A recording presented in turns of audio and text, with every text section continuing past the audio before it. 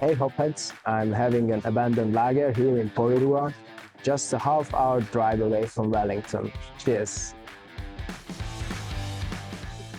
I've been drinking this beer for a while now, and I have to tell you, there are no mistakes in it. It's a crispy, well-balanced lager with mild bitterness and sulfuric esters. It's a great beer for such a beautiful day. Not here by coincidence, I've been following the Abandoned Brewery for a couple of weeks.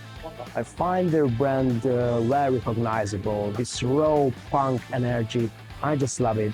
They even collaborated with a local artist who helped them design their taproom. Last week I reached out to the head brewer, Charlotte Feehan, who was kind enough to show me around in their brewery. Turned out, most of their recipes they brew in the Boniface brewery, but they still have their old brewery. So this is our abandoned brewery, and I guess it's kind of semi-abandoned by us at the moment. We're not actually brewing here actively, but this is my mash tun. So our mash tun, I think I can get a max of 215 kgs of grain in there, and that's like lapping at the sides. And I have to cut my water quotient quite a bit, which is obviously not great for your mash utilization. It's an interesting kit. It's kind of a step above a nice homebrew kit. So we don't have a hot liquor tank. Lautering is pretty tough. I've got a limited water supply, so what I can put in to balance my sparge is pretty limited. Kettle. This is a Braumeister, I believe. Very old one, and it used to be the one pot system with the crane and the basket, but we were finding it too inefficient. I've had a bit of work done on it so that I can isolate and sanitize. I had the lid piano hinged, so this opens so that I could keep more of the heat in, but also from a safety perspective. What kind of water do you use here? So we are on the council supply, but we do have a charcoal filter. I wouldn't say it's super hard, but I wouldn't say it's super soft. We're lucky that our water profiles give us a lot of room for adjustment. So this used to be a tap room as well. Not tap room, a cellar door. So we have 4 employees, one full-time at our tap room, one full-time doing operations management. I'm our head brewer, and then we have the owner as well. So that's like, we have a couple of part-timers and casual staff that we pull in to help out, but that's it. We had a wonderful time together last week. We talked about the social anxiety brewers face nowadays, and we had an invasion about the future, about the future of beers, what kind of recipes we see on the horizon, and we had a few good beers together, a West Coast IPA and a stout. West Coast first or a stout first? Well, West Coast first. Nice. Beautiful artwork. Yeah, it's actually up for an award at the moment, which is cool. I mean, I love it. Cheers to the good old level. Cheers. It's nice to meet you. Nice to meet you as well. Oh my god, beautiful. So this is, it's not as... Is it a good old Cascade? It does have Cascade and Chinook. Yeah, and then a little bit of Mosaic and Simcoe, I think. I don't think this one, or did this one have Amarillo? Yeah, Amarillo, not Simcoe. Last big thing was definitely hazy. So what's after hazy in your opinion? What's after hazy? Will hazies ever truly die? I don't think so. I think we're gonna kind of come back around to a simpler style of beer. My hope is that we'll go back to it not being a race to who can put the most hops in, or who can drop the pH the lowest, or anything like that. I think there's room for easy drinking classic beers to make a resurgence, and maybe even a new way. See on the beer list of what I had up there before, there's a Kolsch, a Saison, a Vienna Lager. You know, like, these are the beer styles that I like to make and I like to drink. New Zealand is, and just in general, the international beer scene is always looking for the newest, bestest.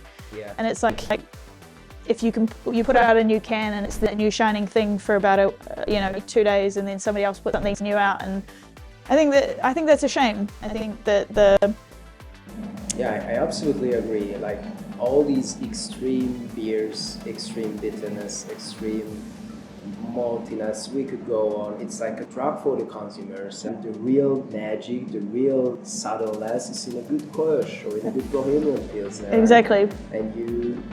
And I think it's a re-education for them that you sit down next to your beer, don't just collect them like a badge or something like that, but sit down and drink one beer for 3 mugs and really just Enjoy it. dive in it. Yeah. Just look for the subtle, small details in the beer.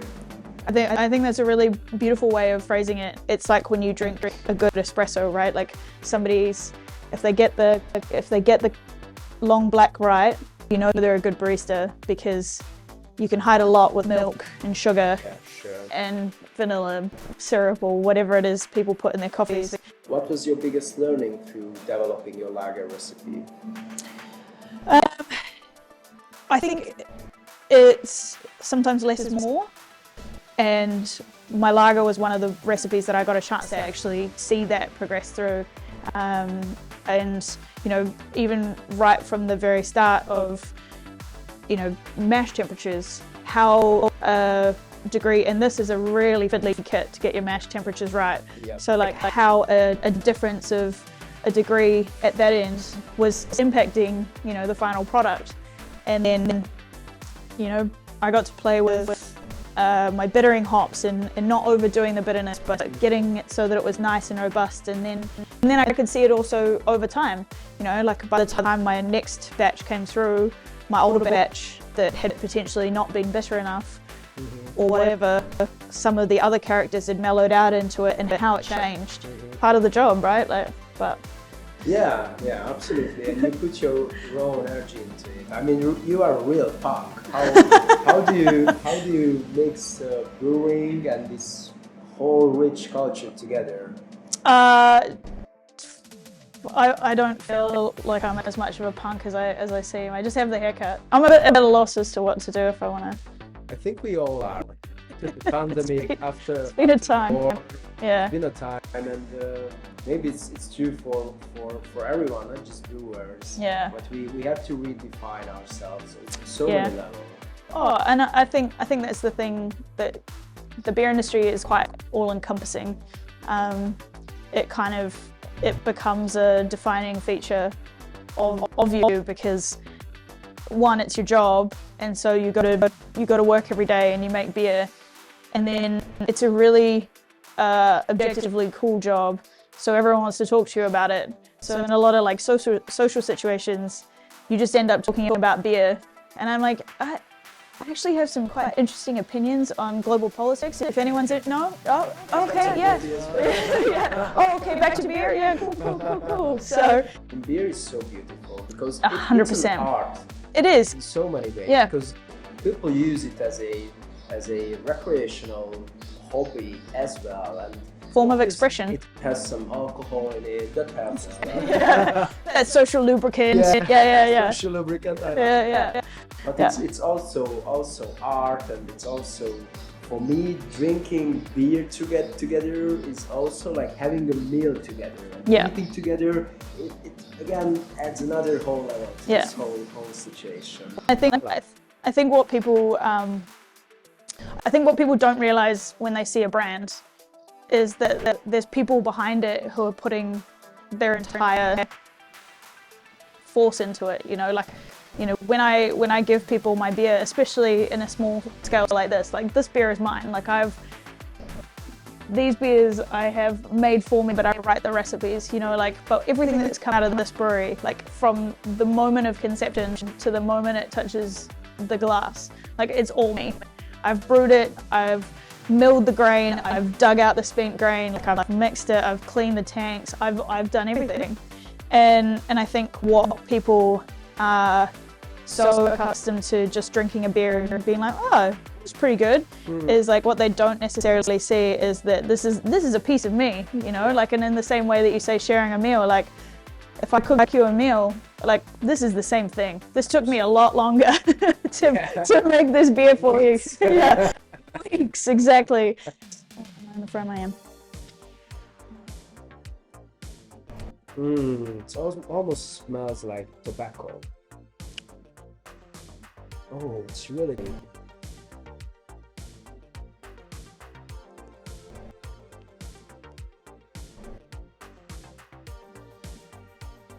Oh, it's smoky, much more drier than I expected. It has some rye in it. No? Oh, it's beautiful. It's so easy to drink. Dangerous name. So it's got quite a lot of oats in it. Show this here as well. Oh, sorry, can you do? Sorry. So it's got a large oat component in the grist. Yeah. So it helps to give it that softness in the palate, and the dry and bitterness is there, but it doesn't feel like it's too stringent or too much. So that's kind of where I was like going for what I was going for with it, and it's got like a nice coffee, but not overly extracted coffee. And then yeah, it's got a big hit of Amarillo as a dry hop, so it kind of gives it that slightly like fruitier coffee vibe, not just the like coffee beans rather than just like the specialty coffee. Yeah. It's really fruity. So where you get inspiration? I think inspiration's a funny one because a lot of the time you're really busy. It's really hard to be creative in a busy environment. Sometimes it's a struck by inspiration. Sometimes it's just a process of elimination of like what we need and what's missing or whatever. And then sometimes it's like, actually, you know what? This is a good time to do this cool thing that I did last year or a few months ago, and I'd like another go at it. But yeah.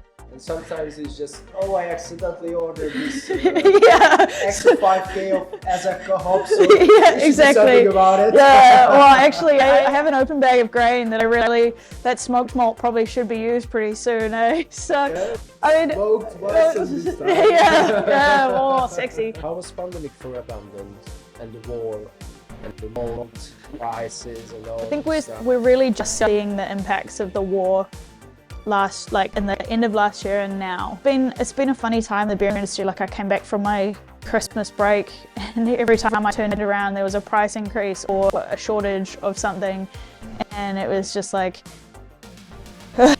holy moly, like how are we even gonna, what?